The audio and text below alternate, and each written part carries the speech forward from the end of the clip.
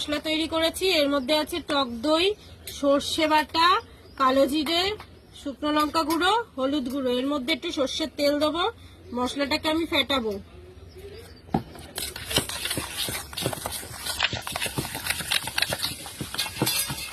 তার জন্য আমি মশলা করলাম, এই যে দেখুন গোটা গোটা ইলিশ মাছ আছে এর মধ্যে আমি নুন দিয়ে দিলাম। এবার মশলাটা দিয়ে ম্যারিনেট করব।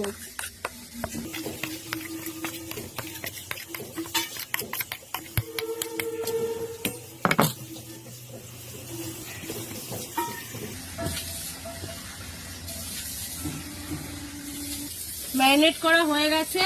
এবার মাছগুলোকে আমি কিছুক্ষণের জন্য রেখে দেবো, আধ ঘন্টা মতো। তারপর আমি রান্না চাপাবো, কাঁচা ইলিশ করব।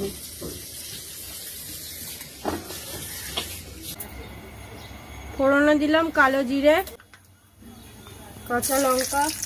ম্যারিনেট করা মাছগুলো এবার দিয়ে দেবো।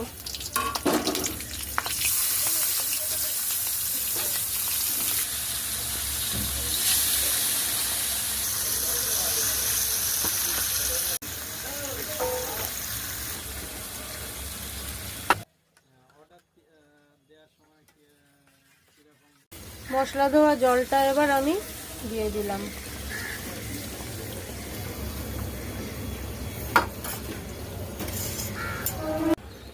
দেখুন বন্ধুরা, মাছটা আমার হয়ে গেছে। এর ওপর দিয়ে আমি কাঁচা লঙ্কা দিয়ে দিলাম চিড়ে, একটু সর্ষের তেল দিয়ে দেবো।